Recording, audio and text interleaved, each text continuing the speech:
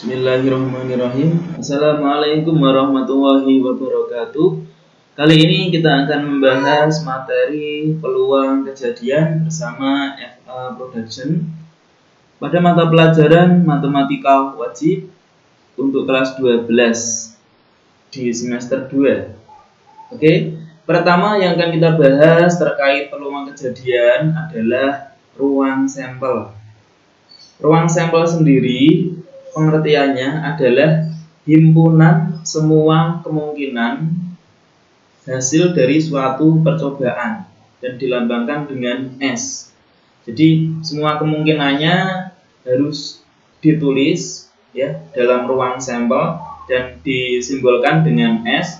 Sementara untuk menyatakan banyaknya ruang sampel nanti biasa dinotasikan sebagai NS. Ini menyatakan banyaknya anggota dari ruang sampel. Misalkan ada satu koin dilempar, maka ruang sampelnya adalah angka dan gambar. Ya, kalau satu koin berarti bisa yang muncul adalah sisi angka, bisa juga yang muncul adalah sisi gambar. Sehingga di sini NS atau banyak ruang sampelnya itu adalah 2. Kemudian jika koin sebanyak 2 dilempar, maka ruang sampelnya adalah bisa angka-angka, angka gambar, gambar angka, dan gambar-gambar. Maka ini banyaknya anggota dari ruang sampel itu adalah 4 ya, atau diperoleh dari 2 pangkat 2. Kemudian jika satu dadu dilempar, maka ruang sampelnya adalah bisa mata dadu 1, 2, 3, 4, 5, dan 6. Maka ini banyak ruang sampelnya untuk satu dadu yang dilempar itu sebanyak 6. Kemudian 2 dadu apabila dilempar, maka ruang sampelnya itu adalah 1,1, 1,2, 1,3, 1,4, 1,5, 1,6, dan seterusnya. Ya, ini nanti di bawahnya bisa 21, 22, 23 dan seterusnya, 31, 32 dan seterusnya sampai nanti terakhir adalah 6,6. Dan ini nanti banyaknya adalah 6 kali 6 atau 6 pangkat 2 sama dengan 36. 6 pangkat 2 ya. Kemudian bagaimana kalau satu set kartu bridge? Nah, dalam satu set kartu bridge, NS-nya itu ada 52 ya. Nah, jadi 52 ini dari mana? 52 ini dari 13 kali 4 ya. Nah, 4 seri maksudnya. Dalam satu set kartu bridge itu ada seri hati ya. Ini warnanya merah. Kartunya warnanya merah, kemudian wajik ya atau diamond ini juga merah warnanya. Kemudian seri yang ketiga itu adalah skop ya, waru ini warnanya adalah hitam. Dan yang keempat seri keriting ya, seperti ini juga warnanya hitam. Kemudian 13 dari mana? Ya, 13 mulai dari kartu bernomor 2, 3, 4 dan seterusnya sampai 10 ya, sampai 10. Kemudian ada kartu as, ada J,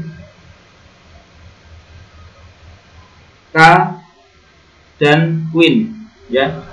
Jadi 2 sampai 10 kan ada 9. Tambah as berarti 10, J berarti 11, K 12, Q adalah 13. Jadi dalam satu seri ada 13 kartu, sehingga kalau di total sebanyak 52. Nah, ini juga kita bisa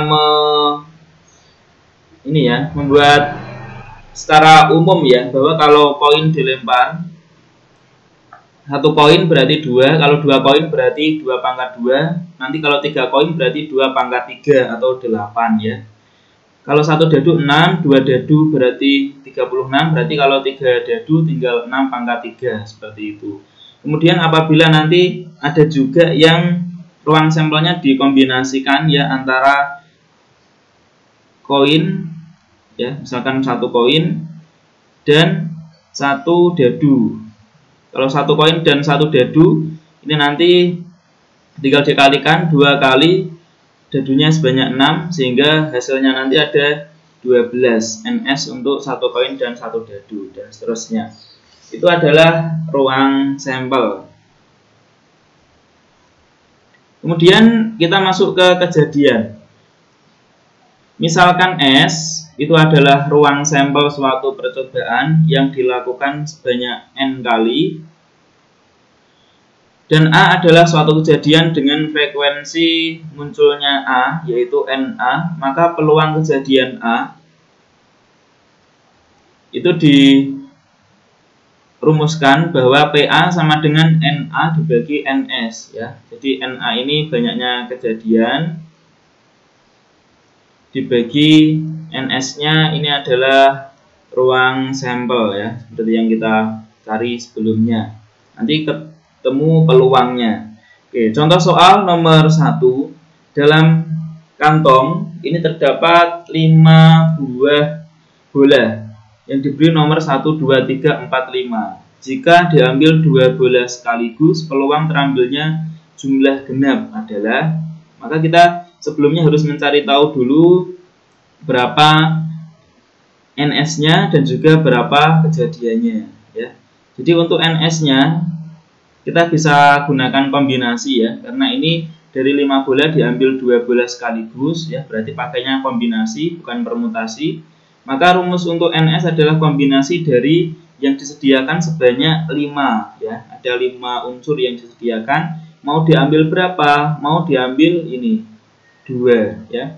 Mau diambil 2 sehingga kombinasi 5,2 ini bisa kita hitung 5 faktorial per 5 min 2 berarti 3 faktorial kali 2 faktorial.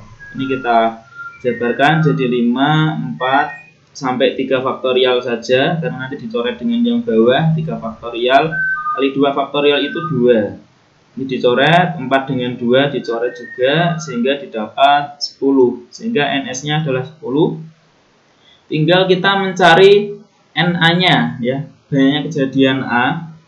Karena ini ditanyakan peluang yang terambil itu jumlahnya genap dari 2 yang diambil.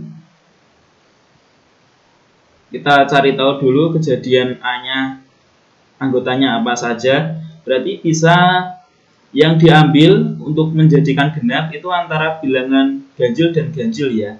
Ganjil dan ganjil karena ini sedikit bisa kita hitung manual saja. Tapi kalau nanti banyak bisa pakai kombinasi ya.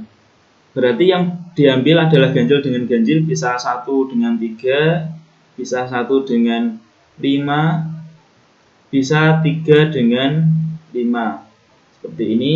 Bisa juga untuk menjadikan genap itu genap dengan genap, maka bisa 2 dengan 4 juga. Nah, ini NA-nya adalah sebanyak 4 sehingga kita bisa menghitung PA-nya itu adalah NA dibagi NS.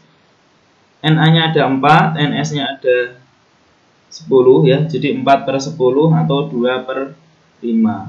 Oke, ini jawabannya ya, 2 per 5. Kemudian untuk soal yang nomor 2, 2 buah dadu dilempar bersama-sama. Oke, kalau 2 dadu berarti NS-nya kita otomatis ya, NS untuk 2 dadu itu ada 36. Maka yang ditanya peluang munculnya mata dadu yang berjumlah lebih dari 8. Oke, ini kita cari tahu dulu kejadian A misalkan. Yang lebih dari 8 ya, itu berarti 9 ke atas. Nah, yang membentuk 9 ke atas itu misalkan 4 dengan 5 ya, 4,5. Mata dadu 1 keluar 4, mata dadu kedua keluar 5. Bisa juga 4, 6. Seperti ini. Nah, bisa juga ini ya, yang seterusnya 4 berarti 5. Berarti 5,4 bisa. Kemudian yang di atasnya lagi 5,5 bisa, di atasnya lagi 5,6. Nah, ini jumlahnya semuanya di atas 8. Kemudian bisa juga yang membentuk di atasnya 8 itu adalah 6,3 ya. 6,3, kemudian 6,4, 6,5 sampai terakhir adalah 6,6. Ini terakhirnya 6,6. Kalau kita hitung NA-nya sebanyak 1, 2, 3, 4, 5, 6, 7, 8, 9. NA-nya ada 9, sehingga kita nanti langsung bisa cari berapa peluangnya. Sehingga PA itu sama dengan 9/36 ya. Atau sama dengan 1/4. Seperti ini. Oke, kita lanjut ke frekuensi harapan. Jika E adalah suatu kejadian dalam ruang sampel S dan PE adalah peluang terjadinya kejadian E dalam N kali percobaan, maka frekuensi harapan E didefinisikan sebagai FE sama dengan PE kali N.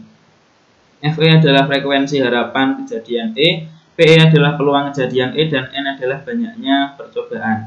Misalkan peluang A akan memenangkan pertandingan tenis terhadap B adalah 2/3. Ya, ini sebagai PE-nya berarti ya. PE peluang kejadian E adalah 2/3.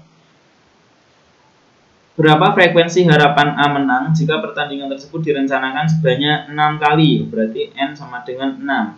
Maka langsung bisa kita hitung bahwa FE sama dengan PE, yaitu 2/3 kali N, yaitu 6.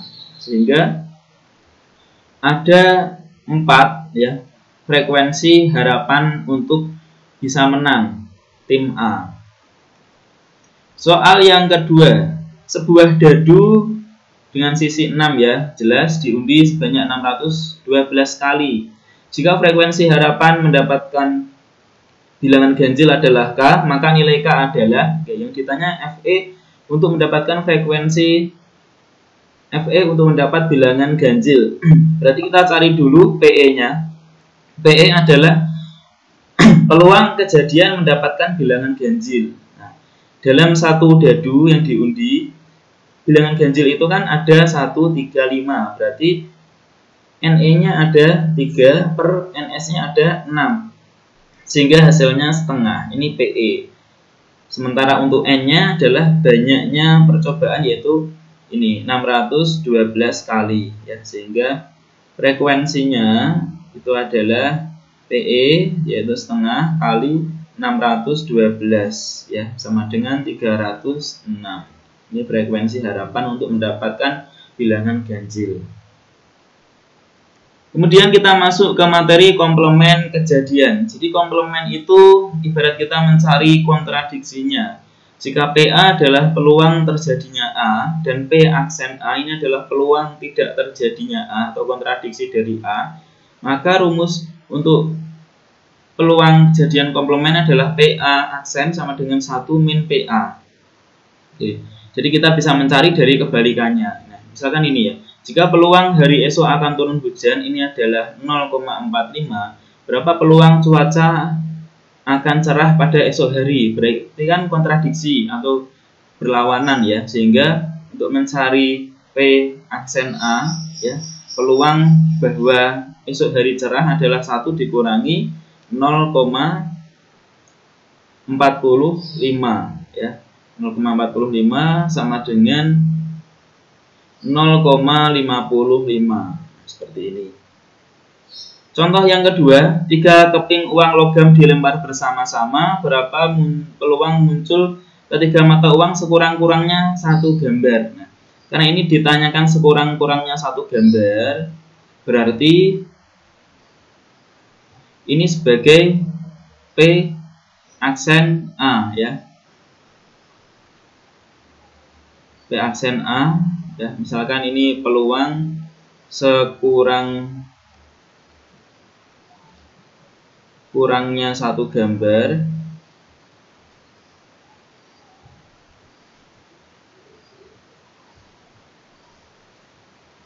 berarti kontradiksinya atau PA-nya ya, dalam pelemparan 3 keping uang logam, kalau P aksen A adalah peluang sekurang-kurangnya 1 gambar atau minimal satu gambar ya.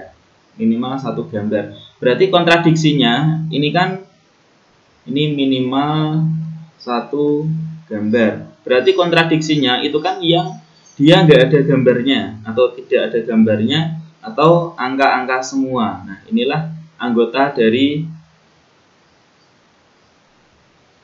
ini adalah AA, ini adalah NA-nya ya. Nah, NA-nya ini yaitu 1. Sehingga PA ya, sehingga PA berarti kan 1 per dari 3 uang yang dilempar bersama-sama, NS-nya kan 8. Berarti 1 per 8 ini sebagai PA ya. Jadi peluang angka-angka itu adalah 1 per 8. Sementara yang ditanya adalah peluang sekurang-kurangnya 1 gambar atau minimal 1 gambar. Jadi yang selain AAAA. Sehingga kita bisa menjawab di sini ya, bahwa PA aksen sama dengan 1 dikurangi PA. PA-nya adalah 1 per 8. Maka hasilnya adalah 7 per 8. Seperti ini. Oke, ini hasilnya ya. Terima kasih atas perhatiannya. Kurang lebihnya mohon maaf. Assalamualaikum warahmatullahi wabarakatuh.